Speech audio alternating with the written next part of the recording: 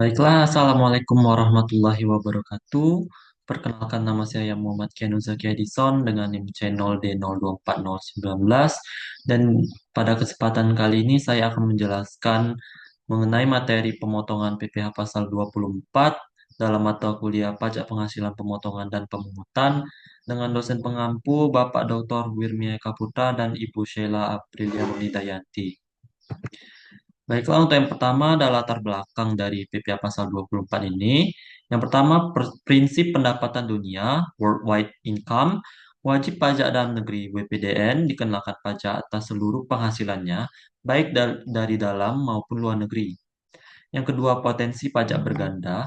Penghasilan dari luar negeri seringkali sudah dikenai pajak oleh negara sumber, menyebabkan pajak berganda internasional.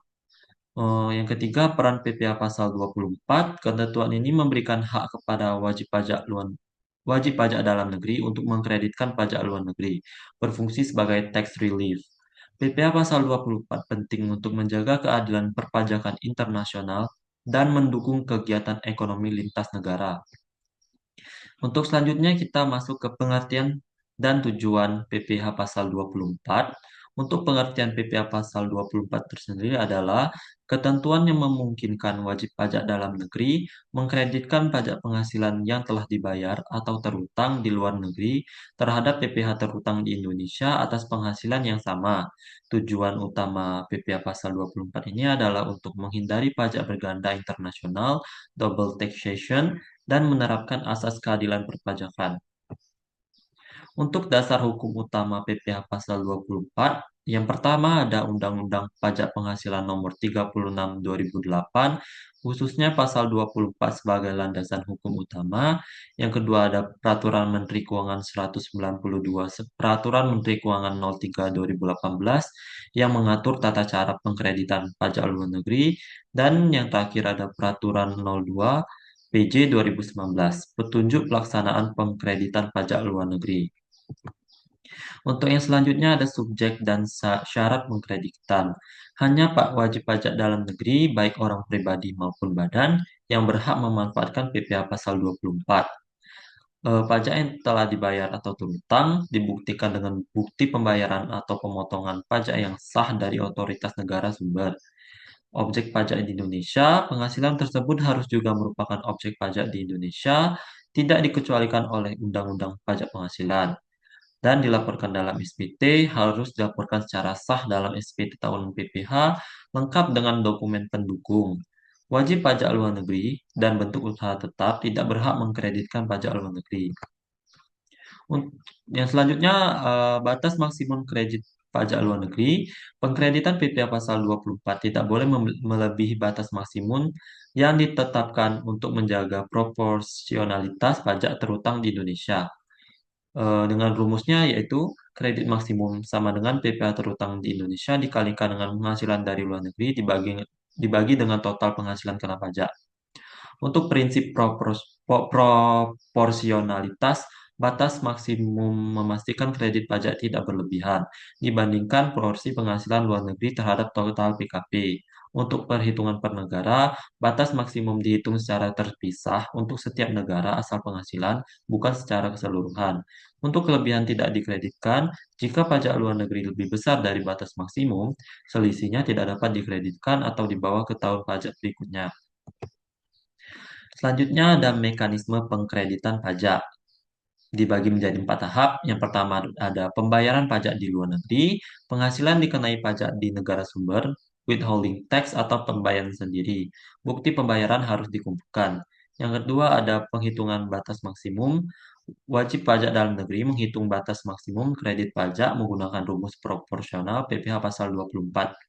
Yang ketiga ada pelaporan dalam SPT tahunan, melaporkan penghasilan luar negeri dan klaim kredit pajak, melampirkan bukti pembayaran, perhitungan, dan dokumen pendukung lainnya. Yang keempat ada pemeriksaan oleh DJP, Direktorat Jenderal Pajak berhak memverifikasi klaim.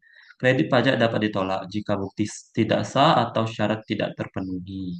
Untuk yang selanjutnya, kita masuk ke contoh perhitungan. Untuk kasus yang pertama, kredit penuh, PT Nusantara Global domisili Indonesia memperoleh total PKP 5 miliar, 4 miliar dari Indonesia, 1 miliar dari Singapura.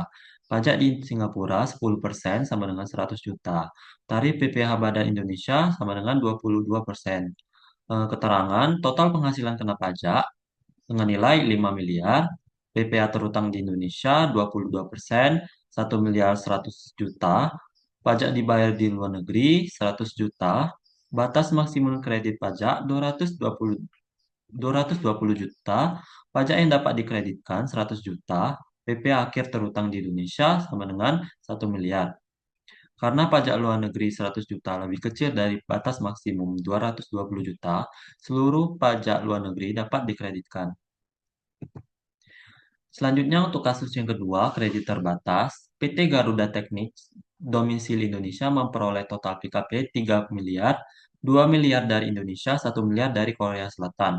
Pajak di Korea Selatan sama dengan 30%, hasil 300 juta, tarif PPh Badan di Indonesia 22%.